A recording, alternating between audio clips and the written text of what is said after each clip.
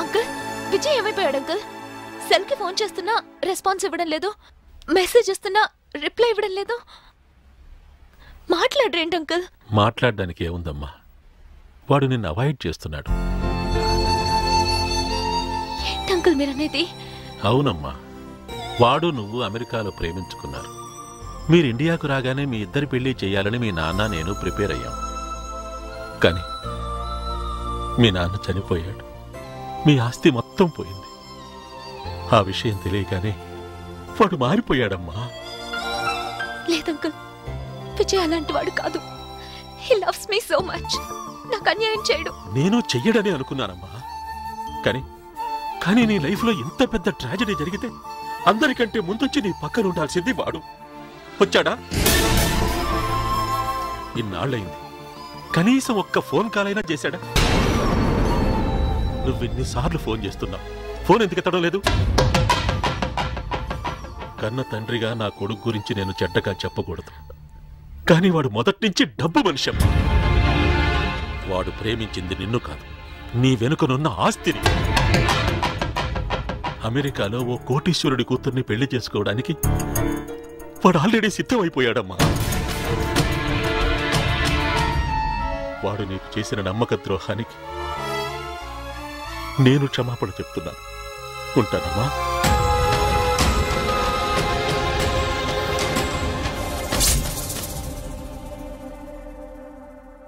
రావుడు, ఒరే రావుడు. ఏంటి కొండా? కావుడు అని పిల్లరా. నాకేం అవసరం, నువ్వే పిలుచుకో. ఒరే కావుడు, కావుడు వస్తున్నానే. రారా. రాత్రా నాకు ధర్మ సందేహం వచ్చిందిరా. త్యాగ తినేసి అందమామ సేవలో తిరిగేట్టుకున్నట్టు పర్సనల్ ఆపే నీ సామెతలో నువ్వునే. నాకు వచ్చింది మంచి సందేహం. అయితే అడుకో. డబ్బు మేటరా? అంతకన్నా ఎక్కువనే. మీ అక్క కూతురు నేను చేసుకుంటాను నువ్వు, నేను చేసుకుంటాను నువ్వు, మీ ఇద్దరిలో ఎవరు చేసుకుంటారని ఊరంతా ఎదురు చూస్తుందా? మరి ఇలాంటి టైంలో మూడో వ్యక్తి ఎవడైనా ఎంటర్ అయ్యాడనుకో చెప్పండి రా. చెప్పు. టీ తాగి చాలా సేపు అయిపోయింది.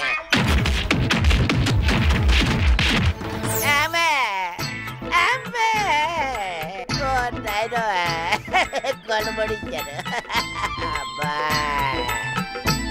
ఒకవేళ మీ ఇద్దరి మధ్యలోకి మూడో వ్యక్తి ఎంటర్ అయితే పరిస్థితి ఏంటో అన్నందుకే నాకు ఈ పరిస్థితి. ఒకవేళ నిజంగా మూడో వ్యక్తి ఎంటర్ అయితే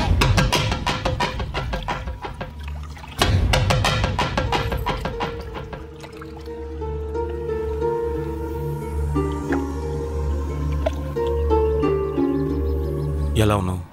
ఎందుకు వచ్చావు? నువ్వు నాకు చేసిన ద్రోహానికి గుండె పగిలి చనిపోకుండా ఇంకా ఎలా బతుకున్నానా అని చూడడానికి వచ్చావా? అది కాదు నేను చెప్పేది. ప్లీజ్, నేను ఇక్కడ చాలా సంతోషంగా ఉన్నాను. నన్ను కంటికి రెప్పలా కాపాడుకునే ఇద్దరు మావయ్యలు ఉన్నారు. ఆస్తి ఉన్నప్పుడు ఒకలాగా, ఆస్తి పోగానే మరోలాగా మారిపోవడానికి వాళ్ళు నీ అంత బతక నేర్చిన వాళ్ళు కాదు. వాళ్ళకు తెలిసిందల్లా ఒకటే, నన్ను సంతోషంగా ఉంచడం. అసలు ఏం జరిగిందో నీకు తెలిస్తే. ప్లీజ్, కొత్తగా తెలియాల్సిందేమీ లేదు. అరే let me explain. I don't need your explanation. But నేను చెప్పాల్సిన అవసరం నాకు. కానీ వినాల్సిన అవసరం నాకు లేదు. అరే నేను తప్పు చేయలేదు. అది చెప్పాల్సిందే నువ్వు కాదు. మా అమ్మ నాన్న చనిపోయి నేను ఒంటరిదాన్ని అయిపోయినప్పుడు నేను నువ్వు కావాలి అని అనుకున్నాను. కానీ అప్పుడు నువ్వు లేవు.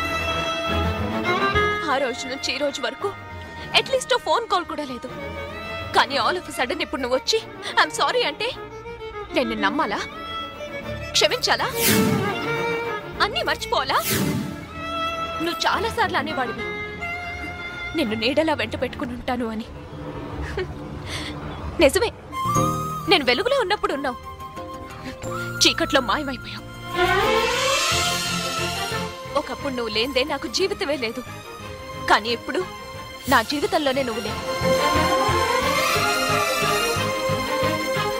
Good bye, good bye.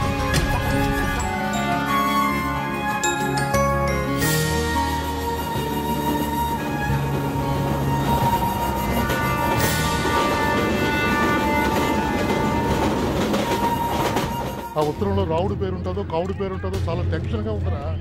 ఇద్దరు పెళ్లి కొడుకులని పత్రికలు పంచారు. వాడి పేరుంటే వీడు, వీడి పేరుంటే వాడు ఏ ఆగాయిష్టం చేసుకుంటారోనని భయంగా ఉంది.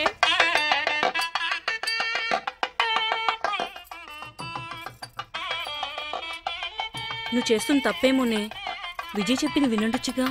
విని ఏం చేయమంటావు?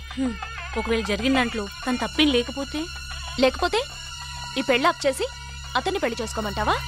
తప్పేంటే? మీ ఇద్దరు ప్రేమించుకున్నారు కదా. అదొకప్పుడు. ఇప్పుడు నా జీవితంలో విజయ్కి స్థానం లేదు. మా మావయ్యతోనే నా పెళ్లి జరిగి తీరుతుంది.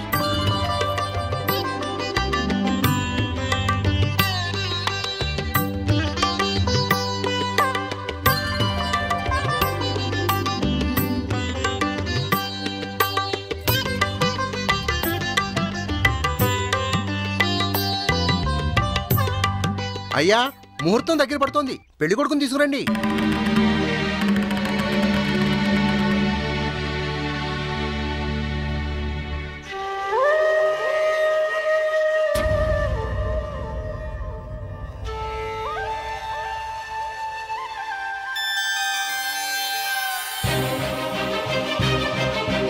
లోపలికి పదండి.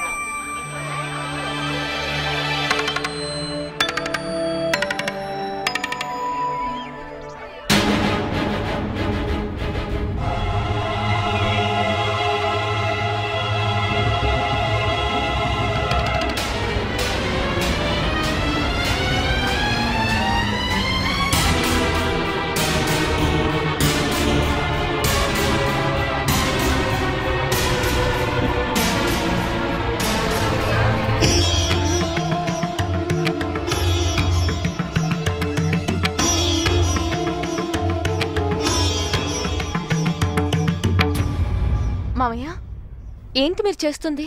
మాకంతా తెలిసింది కావ్య.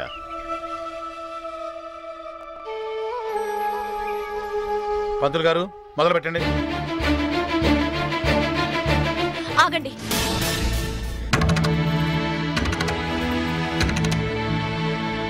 అసలు ఏం జరిగిందో తెలుసా మీకు? తెలుసు. జరిగిన దాంట్లో అతను తప్పేమీ లేదమ్మా. అని ఎవరు చెప్పారు మీకు? నేను చెప్పానమ్మా.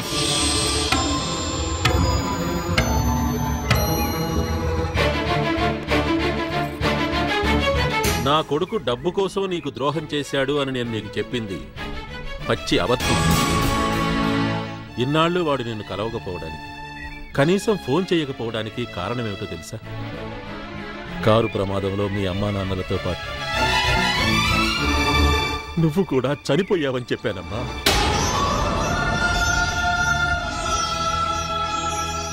ఆస్తి మొత్తం పోగొట్టుకున్న నిన్ను నా కోడలిగా చేసుకోవడం ఇష్టం లేక వేరే కోటీశ్వరుడి కూతురుతో నా కొడుకు పెళ్లి జరిపించడం కోసం ఇదంతా నేను ఆడిన నాటకమమ్మా. నువ్వు చచ్చిపోయావన్న షాకు నుండి వాడు కోలుకోలేకపోయాడు. ఆరోగ్యం చెడగొట్టుకున్నాడమ్మా. చివరికి నా ఒక్కగానొక్క కొడుకు నాకు దక్కడేమోనని భయవేసి నిజం చెప్పి వాడిని నీ దగ్గరికి పంపించానమ్మా.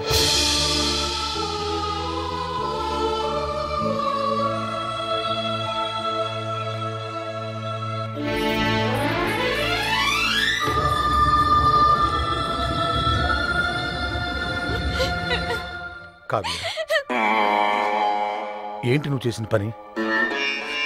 చనిపోతున్న అమ్మకి నేను మాటిచ్చాను మావయ్య.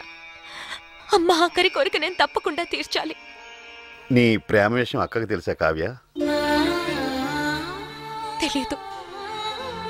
ఇండియా వచ్చాక చెప్దాం అనుకున్నాను. నువ్వు ముందుగానే చెప్పుంటే మీ అమ్మ నిన్ను ప్రేమించిన వాడితోనే పెళ్లి చేసుండేది. మావయ్యని చేసుకోమని ఆఖరి కొరకు కోరుండేది కాదు. ఇప్పుడు అక్క స్థానంలో మేమున్నాం. అక్క అయినా మేమైనా కోరుకునేది నీ సంతోషమే కదమ్మా. మేము తీసుకున్నది మంచి నిర్ణయమే. అయ్యా, ముహూర్తం దగ్గర పడుతోంది, పెళ్లి కూతురుని తీసుకురండి.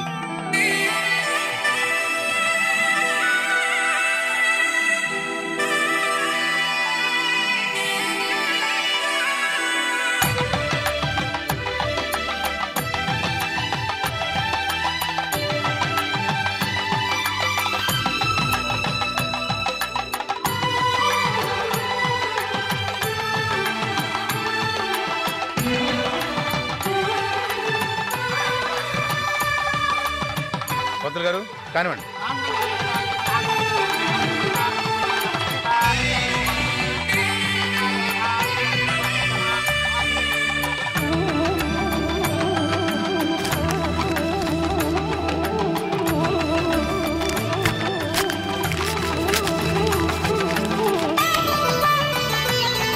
దేవుడు నాకు నోరిచ్చింది మిమ్మల్ని దొంగ సచ్చినోళ్ళారా అని తిట్టడానికి అనుకున్నాను రా.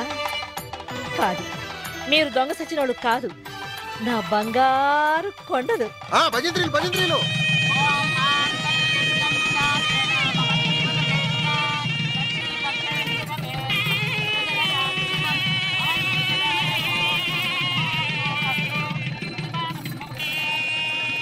మన మీద కూడా అక్షంతలు పడుతున్నాయి. అవునరా, పైనుంచి బాబా కమల్ని దీవిస్తూ వేస్తున్న అక్షంతలు.